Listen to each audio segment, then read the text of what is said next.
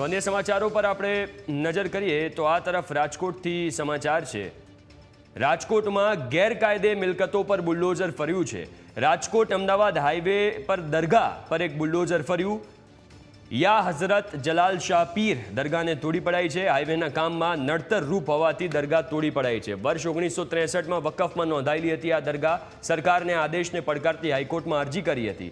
દરગાહ ગેરકાયદે હોવાથી હાઈકોર્ટે અરજી ફગાવી। કટારિયા ઉસ્માન ગની હાજીભાઈ ટ્રસ્ટે અરજી કરી હતી। કોર્ટે સરકારના નિર્ણયને માન્ય રાખ્યા બાદ ડિમોલેશન કર્યું છે। આ મોટા સમાચાર રાજકોટથી મળી રહ્યા છે કે જ્યાં એક દરગાહને તોડી પડાઈ છે જે ગેરકાયદે મિલકત હતી। રાજકોટ અમદાવાદ હાઈવે પર દરગાહ પર બુલડોઝર ફરી વળ્યું છે। યા હઝરત જલાલ શાહ પીર દરગાહને તોડી પડાઈ છે। હાઈવેના કામમાં આ જે દરગાહ હતી એ નડતર રૂપ થઈ રહી હતી એવું કારણ આપવામાં આવ્યું છે અને દરગાહને તોડી પડાઈ છે। વર્ષ 1963માં વકફમાં નોંધાયેલી હતી આ દરગાહ। સરકારને આદેશને પડકારતી હાઈકોર્ટમાં અરજી કરી હતી। દરગાહ ગેરકાયદે હોવાથી હાઈકોર્ટે અરજી ફગાવી હતી। કટારિયા ઉસ્માન ગની હાજીભાઈ ટ્રસ્ટે અરજી કરી હતી। કોર્ટે સરકારના નિર્ણયને માન્ય રાખ્યા બાદ ડિમોલેશન કર્યું છે। રાજકોટ અમદાવાદ હાઈવે પર દરગાહનું અત્યારે ડિમોલેશન કરવામાં આવી રહ્યું છે। જે દરગાહનું ડિમોલેશન થઈ રહ્યું છે તે હઝરત જલાલ શાહ પીર દરગાહ જેને અત્યારે તોડી પાડવામાં આવી રહી છે। વર્ષ 1963માં વકફમાં નોંધાયેલી આ દરગાહ છે। વાત કરવામાં આવે ગુજરાત હાઈકોર્ટની તો આ દરગાહે ગેરકાયદેસર હોવાની ગુજરાત હાઈકોર્ટે વાત કરી હતી અને જે ટ્રસ્ટની અરજી હતી તે ફગાવી હતી। સમગ્ર ઘટનાક્રમની વાત કરવામાં આવે તો રાજકોટના આણંદપુર ગામના રાષ્ટ્રીય ધોરીમાર્ગ નંબર 27 નજીક આ દરગાહને તોડી પાડવાના સરકારી આદેશ બાદ અત્યારે તાત્કાલિક તંત્ર દ્વારા કાર્યવાહી હાથ ધરવામાં આવી છે। એસીપી પીઆઈ સહિતના અધિકારીઓની હાજરીમાં અહીં આ ડિમોલેશન ચાલી રહ્યું છે। આપણે વાત કરીએ સ્થાનિક લોકો સાથે જે દરગાહ તોડી પાડવામાં આવી રહી છે, આપનું આ બાબતે શું કહેવું છે? જે રીતે હાઈકોર્ટે અરજી નકારી છે। જી સાહેબ, હાઈકોર્ટ શ્રીએ આપણે જ્યારે પહેલી વાર અરજી કરેલી હતી ત્યારે પહેલી વાર અરજીમાં હાઈકોર્ટે આપણા બહુ સારો એક ફેવરમાં પહેલા આપણે જ્યારે મેટર ગઈ હતી ત્યારે વાત થઈ હતી।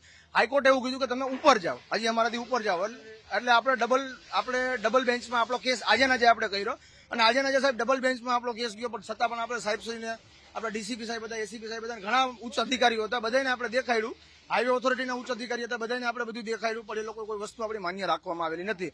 અને બીજી વસ્તુ સાહેબ, આ હાઈવે ઓથોરિટી એવું કહે છે કે અમને સાલ 2002ની અંદર સરકારશ્રીએ સંપાદન કરેલી જગ્યા છે। તો સાહેબ 1963 થી 1963 થી તો અમારો વકફમાં જગ્યા બોલે છે અને આર્કોલોજીકલ ડિપાર્ટમેન્ટ ઓફ ઇન્ડિયા 2004ની સાલની અંદર જયારે સર્વે કરવા આવ્યું હતું ત્યારે એમણે પોતે કીધું હતું આર્કોલોજીકલ ડિપાર્ટમેન્ટ ઓફ ઇન્ડિયાએ કે આ જગ્યા કમસે કમ 400 થી 500 વર્ષ જૂની છે।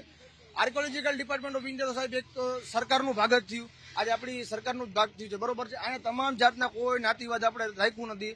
દર વર્ષે ઉર્સ આપણે બનાવી છીએ, એમાં હિન્દુ મુસ્લિમ કોમી એકતાનું પ્રતિક બધા એવા સારા વ્યક્તિ આવે છે।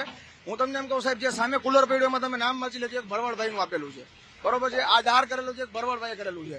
પછી પટેલ સમાજના વ્યક્તિઓ અમુક છે એમણે સરિયા આપેલા છે।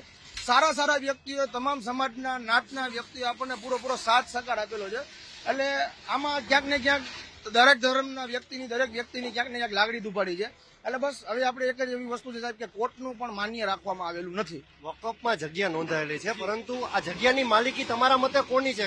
ગેરકાયદેસર દબાણ હોય તો જ તોડી પડાયું હોય? સાહેબ, ગેરકાયદેસર દબાણની જો તમે વાત કરતા હોય, હું તમને એક જ વસ્તુ કહું, અમે અત્યાર સુધી ઓન પેપર ઓન રેકોર્ડ હું તમને અત્યારે એને બતાડી શકું છું, 25 વખત જગ્યા નીમ કરવા માટે અમે પ્રોસેસ કરી છે। 25 વખત, એક વખત ને બે વખત ને 25 વખત। જો 25 વખતમાંથી એક વખત સાહેબ નીમ ન થતી હોય તો તમે વસ્તુ વિચારો, આ તમારી જગ્યા ક્યાં છે, તમારું મકાન છે, બધી વસ્તુ છે, તો શું કરવાનું? એમ જે રીતે કહેવામાં આવી રહ્યું છે અત્યારે ડિમોલેશનની પ્રક્રિયા હું તમને બતાડવા જઈ રહ્યો છું। નેશનલ હાઈવે પર આ દરગાહ આવેલી હતી અને એ દરગાહ જે જગ્યા રોકાણ શાખાથી માંડીને તમામ જે અધિકારીઓ છે તેના દ્વારા અત્યારે તોડી પાડવામાં આવી રહી છે। ખાસ જસ્ટિસ અનિરુદ્ધ માઈએ સરકારના સત્તાધીશોને જે નિર્ણય બહાલી રાખ્યો છે અને હાલ જે પ્રકારે ડિમોલેશનની કાર્યવાહી રાજકોટમાં હાથ ધરવામાં આવી છે। વર્ષો જૂની આ દરગાહ છે તેને અત્યારે તોડી પાડતા રાજકોટમાં અત્યારે ધાર્મિક આસ્થાને ઠેસ પહોંચી હોય તેવું મુસ્લિમ સમાજના અગ્રણીઓ કહી રહ્યા છે, પરંતુ હાલ અત્યારે વકફમાં નોંધાયેલી જગ્યા પણ તોડી પડાઈ છે। જે રીતે અમિત શાહે પણ વાત કરેલી હતી કે વકફની જગ્યા દાનમાં આપી શકે, ન તો કોઈ સરકારી પ્રોપર્ટી પર કબજો કરી શકાય છે, એટલે કે કોઈની પ્રાઇવેટ માલિકીની હોય ત્યાં પણ કબજો કરી શકાતો નથી। ત્યારે હાઈકોર્ટે જે અરજી ફગાવી છે તે અરજી ફગાવ્યા બાદ તાત્કાલિક સરકારે નિર્ણય લઈ આ દરગાહને તોડી પાડી છે. કેમેરા પર્સન અભય ત્રિવેદી સાથે ઋષિ દવે, ન્યૂઝ કેપિટલ, રાજકોટ.